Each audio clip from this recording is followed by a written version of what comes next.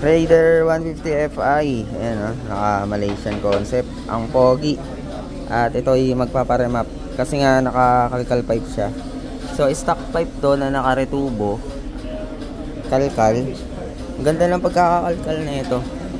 Ang linis ng pagkakagawa. Tapos yung tubo niya, ayan. So lalagyan natin ng bank sensor para makapag-read tayo ng AFR. At makorek natin yung dapat i-correct sa tune ng motor na to.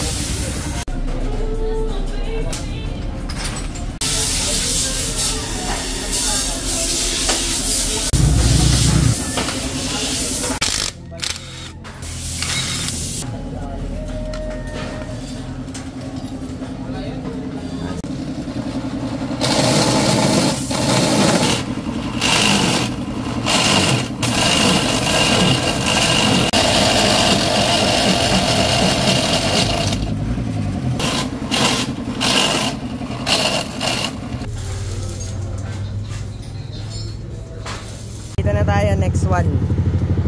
Ito na yung ano, yung Malaysian concept to, di ba? Malay-malay. Yan, malay-malay, may bugak. Yan, nakapugak ng malala. So, read tayo ng AFR, tignan natin kung anong i-correct natin dito.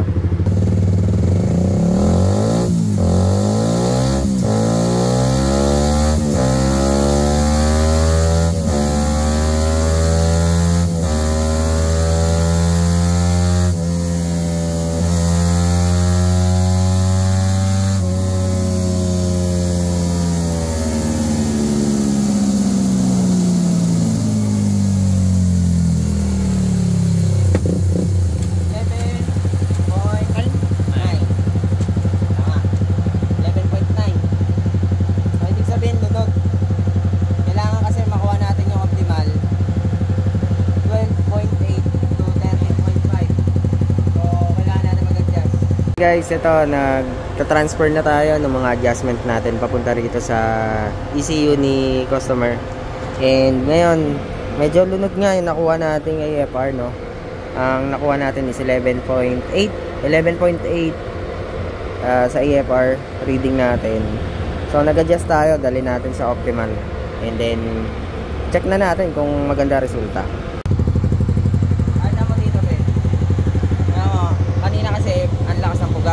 Ngayon na lesson na natin, halos na wala na. Ano, steady na. Wala nang pugak. So kanina naman lunod na lunod. Kalkal pipe lang pero lunod, di ba? Check natin sa AFR.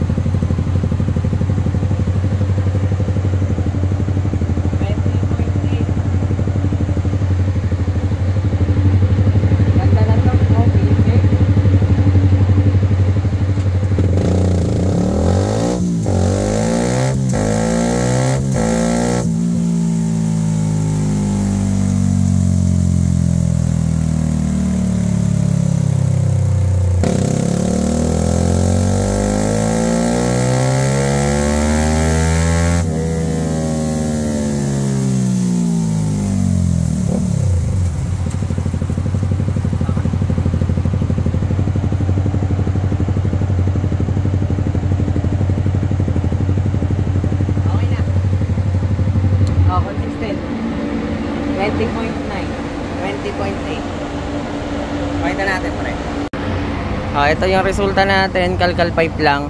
All stock 20.9, 20.8. So consistent natin 20.9. Torque natin dito 15.3.